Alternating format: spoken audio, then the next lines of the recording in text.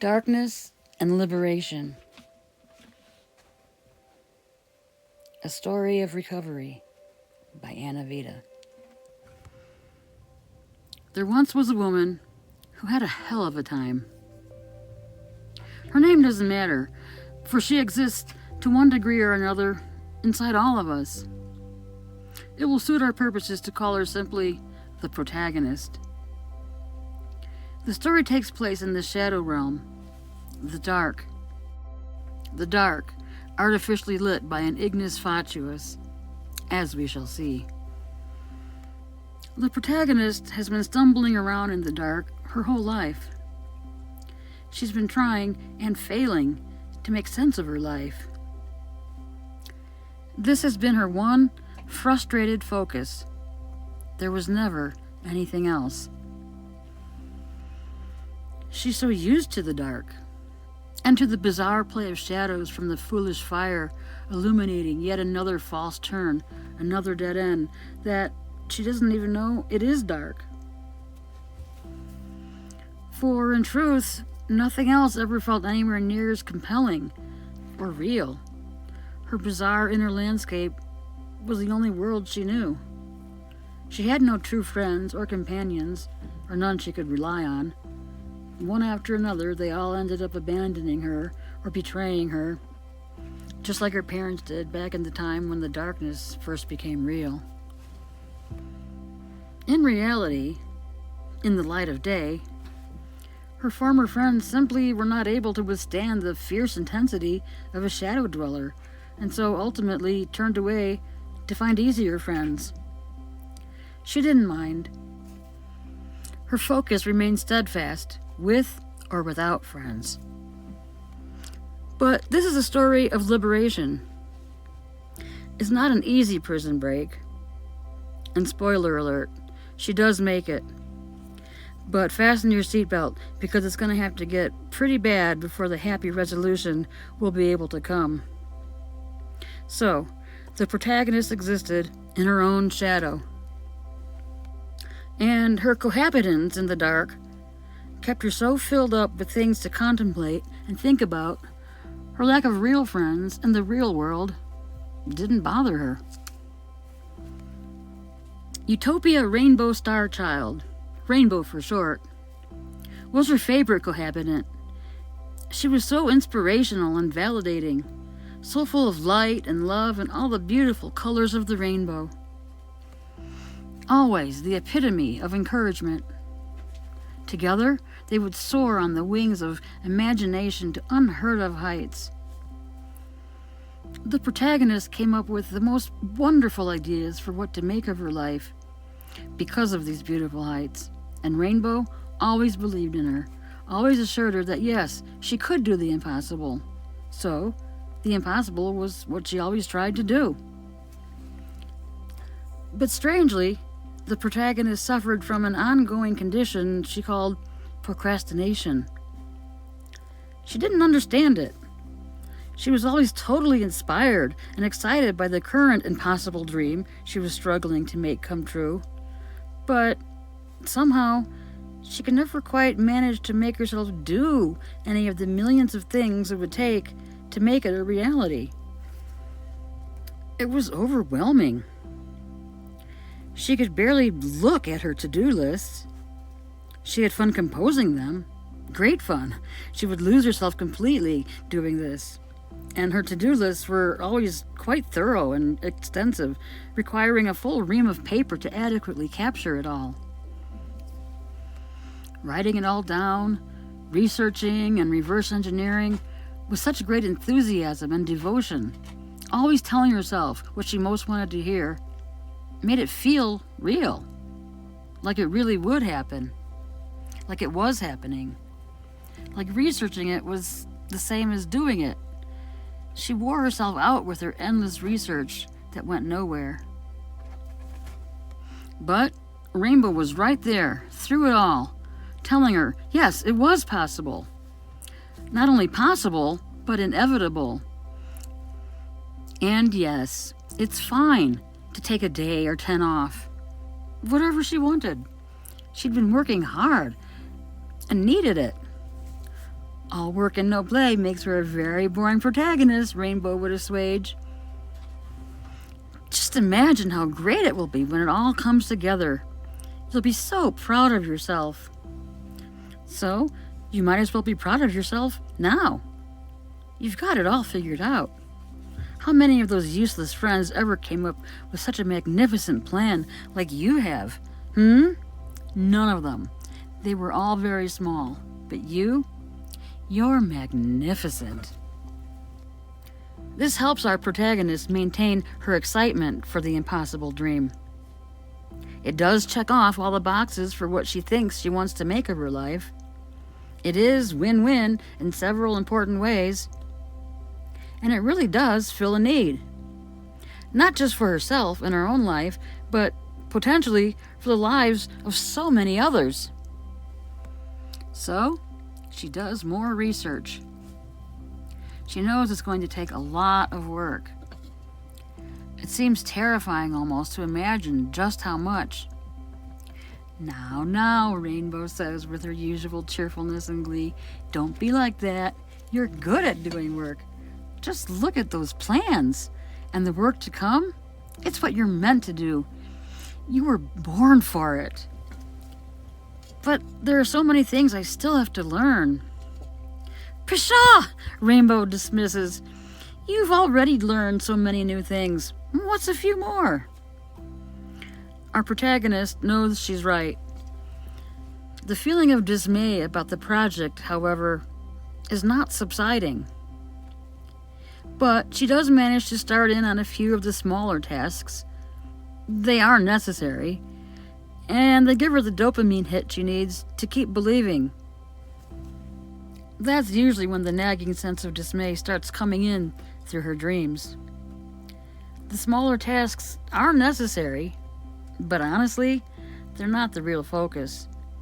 In her dreams, she finds herself decorating a house she doesn't have keys to, looking through color palettes and paint swatches for walls that do not exist, choosing draperies for where there are no windows, and designing an adorable mailbox garden without an address. After a while, even Rainbow cannot shake loose the realization that she's just puttering around the edges, refusing to do any of the real work. So she does some of the real work, or tries to. It doesn't work. Not in a vacuum. And she doesn't like it. It feels wrong. It feels like somebody else's work, not hers. The procrastination blooms into full-blown depression. Rainbow dissolves into nothingness. Our poor, deluded protagonist hears a passing comment on the radio. It was some economist talking about something. She doesn't even remember what. But, bam! That's it! It's over. It's all over. All that work. It was all wrong. Her whole fantasy for the impossible dream collapses like the house of cards it always was. And she flies into a rage. It is the rage to end all rages. And it's accompanied by different cohabitants of the dark. The troglodyte and his hideous chorus of orphans are downright Dickensian. In appearance and attitude, both. They are like gargoyles, gruesome, filthy, toothless inhabitants of a vile subterranean cesspool. They are full of vitriol and loathing. The troglodyte despises the protagonist and doesn't hold back telling her how much, how disgusting she is, how stupid, how delusional. He is violently condescending, sneering and mocking her previous hopefulness. The protagonist sobs and screams and cries. She knows the troglodyte is right, and her self-loathing takes her over full force. It knows no limitation. What is wrong with me? Why am I so stupid? I never do anything right. Why can't I just die? Everybody else gets to. Why can't I? Because I'm too stupid. I'm too stupid even to die. I want to torture myself. I deserve to be tortured. She tries punching herself in the head, but it doesn't work very well, which makes the troglodyte roar with dismissive laughter. Our poor, tortured protagonist screams in response to his belittlement. The rage goes on for hours and hours. It's horrible. I'm sorry. You shouldn't have to see something like this, dear listener. But it happened. And not just once. The troglodyte doesn't show up that often. Rainbow manages to keep him away. He and Rainbow can't stand each other. But when he does, it's bad. He has his disgusting chorus of orphans who sneer and jeer at the protagonist, kicking her, beating her with sticks, mocking her. They come in a full range of ages and sizes and trigger horrible memories from different periods of her life. After the hurricane of her rage passes and the protagonist feels broken, spent, and horrified at the depths of her own self-loathing, it's the memories triggered by the orphans that stick with her. She dwells on them.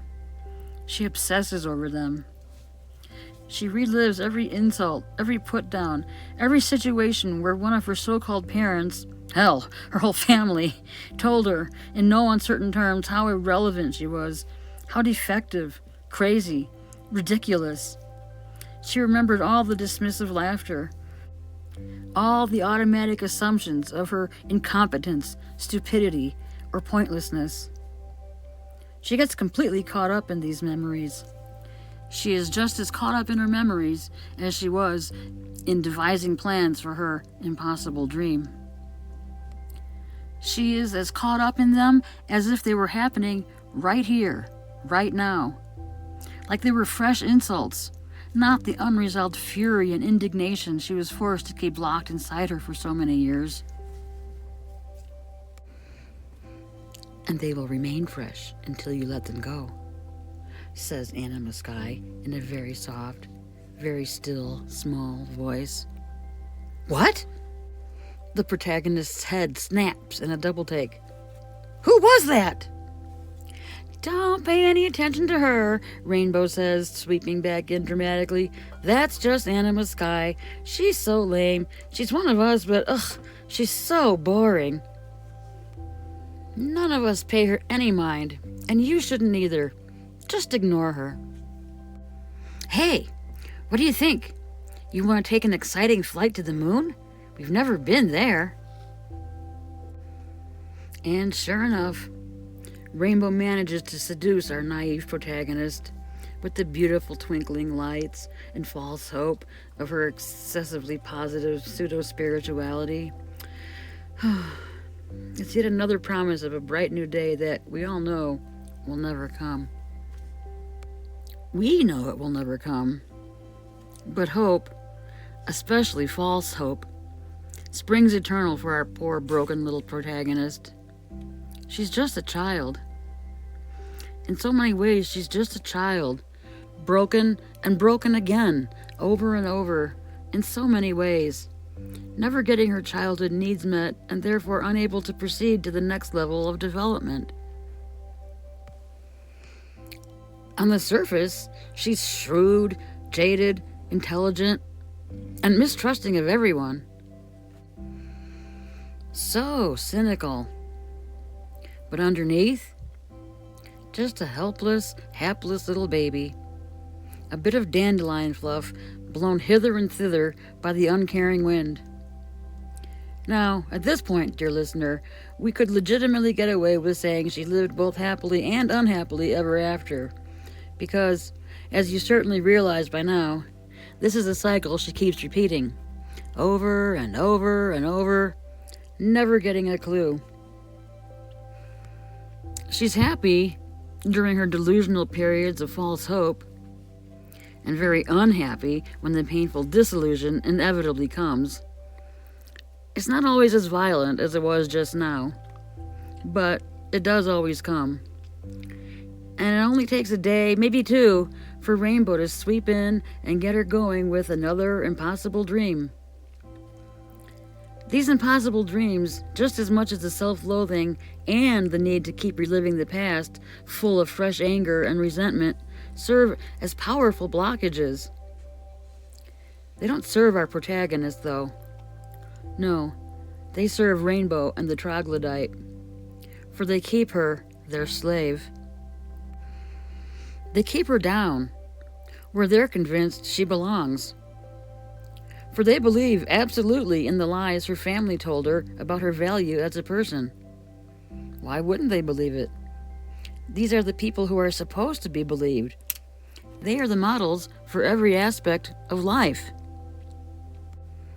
And Rainbow, the troglodyte, and his chorus of orphans are sworn to obey them. That's why they block Anna-Vita at every turn. Anna-Vita is nothing like the family.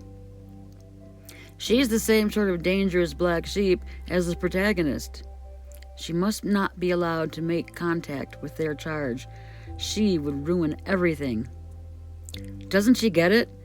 If the protagonist ever really tried to make something of herself, she would fail. Horribly. She's defective. She's incapable of anything. She must be protected against ever trying to think highly of herself in any way. Because if she did, she would die. It's that simple. Self-love, self-esteem, self-confidence? Ha! These things would literally kill her.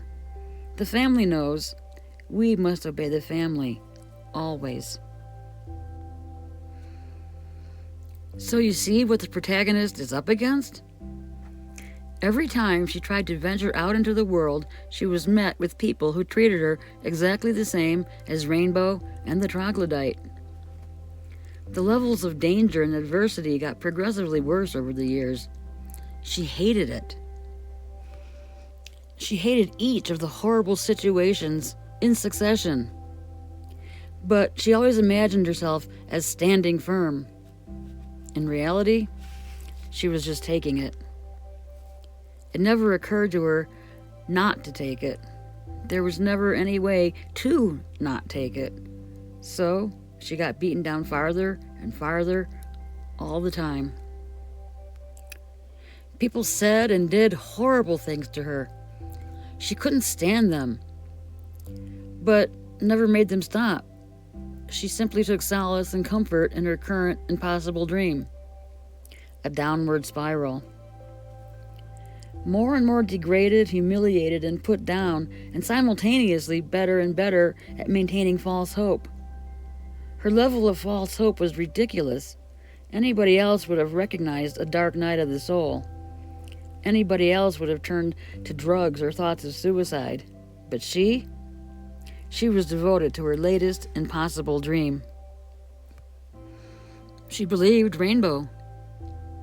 Rainbow said, "As bad as it is now, is inversely proportional to how good it will become. Keep on believing." So, our gullible protagonist believed. She believed herself all the way down to living under a bridge. And this is where we'll pick up the narrative again, because this is where she finally starts to do something different. She'd noticed the odd-looking man a couple of times before. Once, around dusk, when she took her pop-up tent and bags of blankets out of the hiding place amongst the bushes. And then, another time, when she was putting it all back into the hiding place at dawn. For she could not leave her tent set up during the day. Everything would be stolen. She wondered about the odd-looking man. There was something about him. She didn't know what. He just seemed like somebody she already knew. It made no sense. He was remarkable. Hard to forget. You don't often see people wearing weird blue Buddhist robes. He's probably some kind of con artist, she cynically concluded, dismissing her intuition. Definitely a suspicious character. Oh, one more thing to be hyper-vigilant about. But it turned out he was really nice. "Adesh," he said when they met, bowing slightly. "My name is Adesh. I'm a monk, a Taoist gone walkabout." He gave her a quirky, twinkly-eyed grin. Our protagonist found him charming. Most of the people she met while living under the bridge were awful. Drug addicts, alcoholics, and God only knows what else. Suspicious characters, one and all. She avoided them. Their pathetic storylines and melodramatic accounts of their ongoing victimhood, was blasted at her through a haze of searingly sharp whiskey breath and BO. This annoyed her more than she could stand. Being alone with only herself for company was infinitely better. Whenever she saw any of them in the library, she turned the other way and hid out amongst the stacks until the coast was clear. But Adesh? He was a breath of fresh air. She wished she could see him more. But he was elusive and mysterious, turning up randomly, in a different place every time. Adesh made her think. They had recognized each other immediately that first time in the library. She instantly recognized the blue-robed dude she spotted those 2 times when she was taking out and putting away her sleeping supplies. And he recognized the conspicuously not homeless-looking woman he had spotted those 2 times under the bridge, once setting up a tent for the night, and the other time hiding her tent in the shrubbery. "Fancy meeting you here," he said after walking straight to her. She was seated at a table, no escape in sight. She had the pages of her 3-ring binder and several books spread out in front of her. "Yes," our protagonist answered suspiciously. "Fancy that." But he won her over with the little bow and the quirky, twinkly-eyed grin. "You seem quite different from the others," she said to him. "I could say the same about you," he answered, pulling out a chair. "May I?" he asked. Somewhat stunned, she assented silently. "What are you working on?" he asked, eyeing the papers and books spread out before her. She felt a bit exposed, caught as she was red-handed in the middle of her current impossible dream. "It's, my plan. I'm working on a plan." "Ah, very good. A plan is very good indeed." She felt flushed and embarrassed. She turned the conversation back to him. "What do you mean by a Taoist gone walkabout?" "Well, I haven't left my order, obviously," indicating his manner of dress. "I'm simply off on a quest? A sort of exercise. I'm just out here in the world on a walking tour, looking for ways to help." "Oh," answered our protagonist. "Wow." She didn't know what to say, but was very embarrassed to be spotted as somebody who needed help. As she took great pains to disguise her newest and lowest station in life. He saw her embarrassment and stood up. "I'm sorry," he said. "I didn't mean to bother you." He gave another little bow and then turned and walked away. Our protagonist was stunned. You couldn't even call that a encounter. It was over before it began, but somehow she felt touched. She got up and found a copy of the Tao Te Ching, took it to the front desk, checked it out, and brought it back to her table. She started reading. She ignored her carefully drawn-out plans spread across the table and got lost in the profound little book. Rainbow was uncharacteristically silent. She was stunned by what was happening. Our protagonist finished reading the book. She closed it and sighed. She sat there for an eternity, staring through the ceiling into forever. After a while, she came back into herself. She realized where she was, and started collecting her papers. She wanted to drop them all into the garbage, but didn't. Instead, she locked them all back into the 3-ring binder and stuffed the binder back into her backpack. She had already checked out some of the books in her pile. These she dropped unceremoniously in the book return slot on her way out. The others she left on the table. She started walking slowly back to her campsite. The Tao had really gotten to her. Her plans, which were totally rational, quite sensible, and made to be implemented somehow, seemed so stupid, so pointless, compared to that. She didn't understand. Why did it strike her to the heart like this? As full of wisdom and truth as it was, there was not one single thing in it a person could actually implement. There was nothing she could use to get her out of the current predicament. So why did she want to read it again? And again, and again, and again. She felt strangely pulled down by it. Not in a bad way, not like being depressed, but it was just so true, so obvious, so simple. All her plans, in comparison, seemed ridiculous. The valuable real estate inside her backpack no longer had enough room for the big binder with all her plans.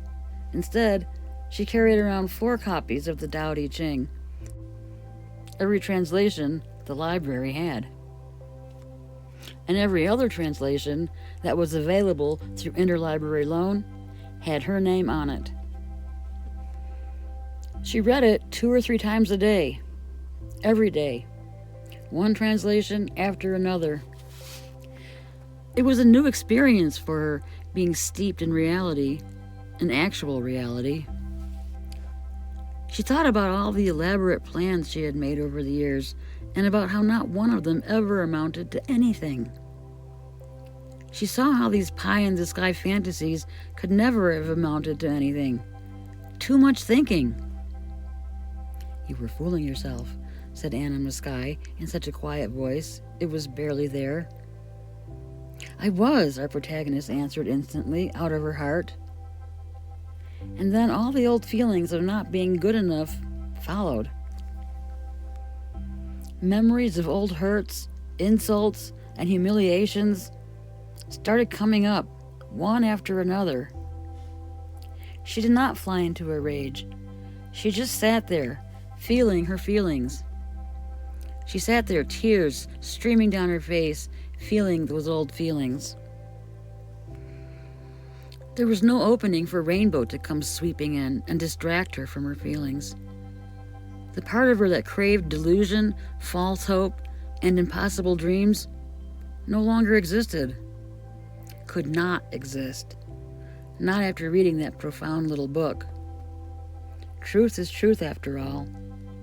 And the tears flowed and flowed for all the wasted years, for all the wasted energy, hope, and disappointment, for all the lies her family told her about her worth as a person, for all the ways she believed them, for all the ways she tried to pretend she didn't believe them. The tears poured out. "That's good," said Anna-Vita quietly, gently. "Let all that stuff pour out of you." A fresh surge of salt water rolled down her face. No sobbing, no screaming, just streaming. Streaming tears and the loving, quiet presence of Anna-Vita's big arms enveloping her, holding her, healing her. She finally was allowing it. Because of reading that profound little book. Undeniable truth is like that. It breaks through the barricade built up over years out of lies, fears, and an endless state of anxiety. At least it does when the barricade has finally gotten so enormous and precarious that one good push will topple it. when the grandiosity, self-loathing, and escapism spiral all the way down to living under a bridge, the truth is suddenly undeniable. It's easy to be a truth denier while living in relative comfort. Living under a bridge is different. It made our protagonist ripe for the picking. It made her far too sensitive to the truth to ever be able to deny it again. So this is a very positive turn of events, don't you think? Definitely a step in the right direction. Her first step in the right direction. A very big step. It took some time. She had an enormous subterranean reservoir of pain and salt water to drain out of her soul. And she was determined to wring out every last drop. Because with every ounce of tears, she said, she felt 10 pounds lighter. It was the world's biggest liquidation event. Everything must go. She didn't know how long it went on. A week? 10 days? Whatever. She still took down her tent every morning and put it back up every night. But reading the profound little book, either in its entirety or only in part, different translations all the time, was the center of her existence. Orbiting the reading was the silent crying. Reading, crying, reading, crying. Sometimes she cried while she read. Sometimes she read while she cried. Because the profound little book unearths everything that matters. And the various translations drove the truth into her more and more profoundly with each and every reading. Fresh profundity after fresh profundity, over and over and over. Until finally, at long last, she felt like she could do something practical. She collected her dirty laundry, the voucher and box of detergent she got from the homeless shelter, and went to do something practical. She read the Tao Te Ching sitting in front of the washing machine. She wasn't crying this time, not in a public place. But she was reading very reflectively, pausing a lot and staring out the window, connecting the dots of her life. When suddenly she was startled by Blue. Adesh! He was standing right there. He had a knowing little smile on his face. He'd been watching her read, watching her connect the dots of her life. Seriously? Our protagonist was pleased and flabbergasted. She saw the blue going round and round in the suds in the washing machine right next to hers. Anna-Vita smiled. Our protagonist smiled. Adesh smiled. He sat down in front of his washing machine in the chair right next to her. I've been reading this, she said, showing him the cover of the book. Yes, I noticed, he smiled. She plunged furiously into her backpack and pulled out the other 3 translations. And this, and this, and this. His eyebrows went up. These were the only translations the library had, but I have 8 more ordered from interlibrary loan. His eyes got big. 8 is the limit for interlibrary loan. He sat back in his chair and blinked. I'm especially looking forward to Ursula Le Guin's creative interpretation of it.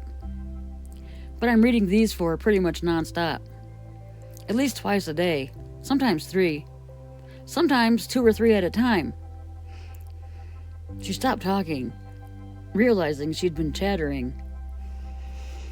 But then, giving him a sheepish side-eye, realized she didn't care. It's changed everything, she concluded definitively. He leaned forward a bit in his chair and shifted his weight in order to face her more fully. Yes, he agreed quietly. It's famous for changing everything. In fact, he started rummaging about in his robe. I brought you this, and pulled out yet another translation, handing it to her. Her whole face lit up when she saw it, and she clutched it to her chest. You mean, like, to keep? Yes, he smiled. It's all yours. How did you know? Well, I am a practicing Taoist. No, I mean, how did you know you would even see me? It seemed like I probably would. Anna-Vita smiled real big. When I first came across the Tao Te Ching, I had the same reaction as you. I couldn't get enough. It changed everything. It led me to this, he said, plucking on the folds of his blue robe. Her eyes got big with amazement. In fact, he continued, that, he indicated the gift with his eyes, was my very first copy of it. She looked at it like it was a treasure beyond compare. It's quite old and dog-eared. I don't care, she said. It's the best thing I've ever gotten. He smiled. It was old when I got it. I'll keep it forever, and she kissed the book. She grabbed his hand and kissed it, too. Thank you. Now it was Adesh's turn to look embarrassed. Oh, sorry, she said, putting her hands firmly in her lap and shifting her weight very pointedly to look straight ahead, not at him. She didn't understand the etiquette of monks, but felt pretty sure kissing them was not something one does. But she couldn't contain herself. Do you want to have dinner with me at the homeless shelter? I would really like to talk about the Tao with you. Well, he answered, I have an appointment around that time. But we both have time left with our washing machines. And the dryers, he added. He smiled. She felt slightly dismayed. Didn't know where to start. He saw her consternation and got the ball rolling for her. How does it make you feel? He asked. Oh, she shifted her weight back to face him again. It feels like everything.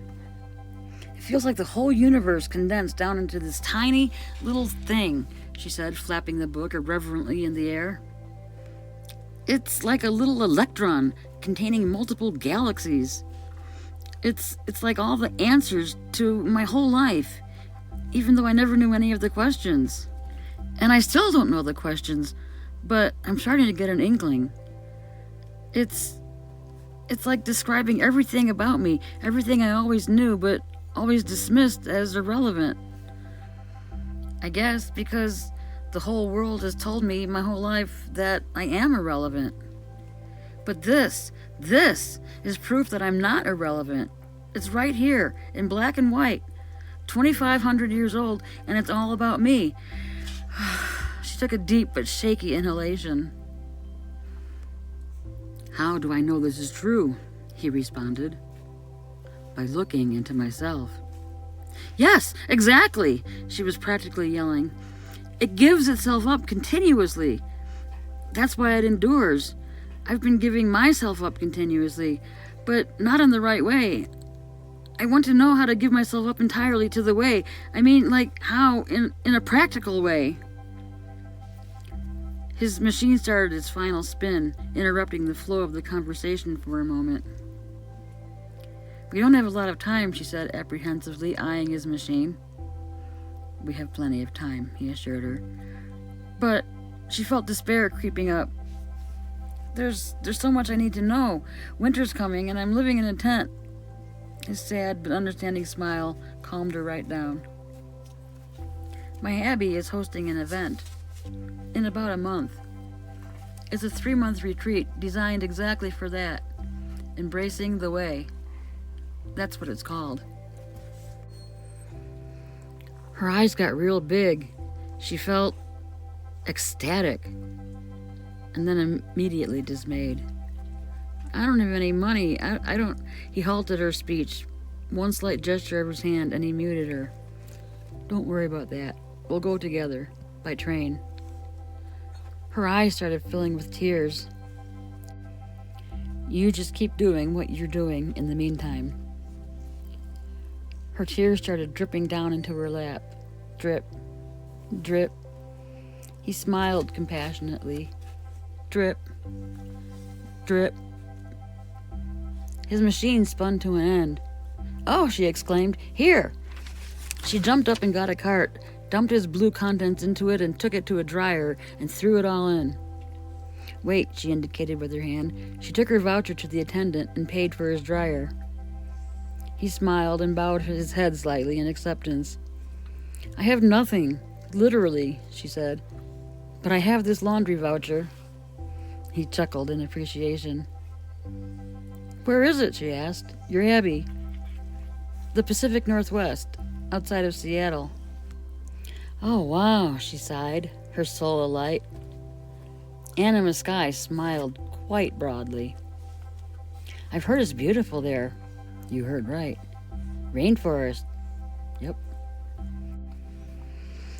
It all felt so dreamy, like walking on air. This is like... Effortless, he smiled. Yes, effortless. Wu Wei. It's supposed to be. That's what I... And she stopped herself. She was being taught the unteachable. Those who know don't talk. The true Tao cannot be spoken. It was simply unfolding before her. No doing. Not by her, not by him. Yet nothing is being left undone. She didn't say much while his dryer ran. She got her dryer going and just looked at him. He understood. He totally understood. More tears filled up her eyes and spilled out. She didn't care who saw. She didn't even wipe them away. Somebody finally understood. When his stuff was all folded into his bag and her dryer was winding down, he looked her straight in the eye. Okay, the retreat is in a month. I'll see you ahead of time and give you your train ticket. You're not going? She felt afraid, let down. No, I am. Just want to make sure you have your ticket ahead of time. Avoid any last-minute confusions. Oh, phew, she said, relieved. He smiled at her, gave another little bow, and walked out. Anna-Vita was grinning like a loon. Our protagonist was grinning like a loon, too. She couldn't believe it. Everything was finally changing. Becoming homeless and being forced to live under a bridge was the first good thing that ever happened to her. Ever. Look what it enabled. Recovery. A life. She knew, more than anything, that she would become a nun. A life of quiet contemplation and study sounded like heaven. She went online at the library and found out the path to ordination is straightforward and simple. A lot of studying, sure, but no elaborate plans needed to be made. She could just keep doing what she's doing now, but with more books and, even better, more people like Adesh. And she won't have to live in a tent. She kept reading her various translations, 2 or 3 at a time. When the other interlibrary loan translations started arriving, she returned to the ones she had and read the new ones with the same dedication. She discovered the internet had a ton of stuff about the Tao Te Ching, endless explanations. This one channel she liked had an hour-long explanation and discussion for each of the 81 chapters. These tiny little chapters. It was like endless galaxies exploding outward from one tiny electron. No matter how much could be said about it, it was never exhausted. The deeper she went, the deeper it got. She discovered Zhuangzi and started absorbing that, too. Time flew, but she didn't see Adesh. Despite being caught up in her studies, no, studies is not the right word. Elation, comprehension, absorption. These were better words to describe what she was doing. The thought of merely studying seemed an insult to what was really going on. Growth, recovery, a growing sense of oneness with the vastness and brilliance of the entire universe. It was wonderful. But despite the wonderfulness of it, she felt a growing sense of apprehension. no Adesh. What if she never saw him again? What if there was no train trip to Seattle? No retreat? What would she do? She knew worrying like that was the exact opposite thing she should be doing, and was able to find solace in the ancient words and the modern explanations. But not complete solace. Doubt was a more familiar feeling for her than confidence or trust, especially trust. And it kept creeping up. She decided to just allow herself to feel it and spent the dark hours in her tent feeling it, really feeling it. She felt it all the way down to the worst case scenario, being abandoned by Adesh. She felt the pain of that imagined loss all the way down to her toes. It was awful. It hurt. It hurt unbearably. But she bore the pain. She felt it. And when the tears finally ran dry, she knew he had not abandoned her. For it had only been 2 weeks since the laundromat, and she felt better. And if he did abandon her, she would just hitchhike to Seattle. She would find the place and throw herself on their mercy. The sense of resolve helped. The nagging sense of apprehension did not bother her anymore. She continued her diligent, devoted study without the nagging feeling. Then, when she was absorbed in an in-depth explanation of Chapter 71, about how not knowing is true knowledge and how presuming to know is a disease, a light touch on her shoulder startled her quite violently, causing her to jump up in terror. Adesh. What a relief, she sighed, then laughed. You startled me. I'm sorry. He closed his eyes, put both hands on his chest, and bowed slightly. It's okay, she answered, so happy to see him. I was really absorbed in what I was listening to. He looked at the screen, obviously pleased. I brought you your train ticket. She smiled real big. I can't wait. He smiled. Let's plan on meeting on the platform 15 minutes before the departure time. Okay, she agreed, knowing full well she would be there at least an hour ahead of time. I have to go, but I'll see you then. I can't wait, she said, smiling like the sun. He gave a little bow, his eyes crinkling with quiet amusement and delight, then turned and walked out. Was that a little spring in his step? She thought maybe it was. He's so subtle. She smiled to herself, then turned back to her computer. She paused the program, which had been playing silently into the earphones without her, and looked at the train ticket. She examined every inch of it, memorizing it. My ticket to freedom. It felt like a sacred relic, full of so much import. A tiny electron releasing endless galaxies of possibility into her life. And all it took was becoming homeless.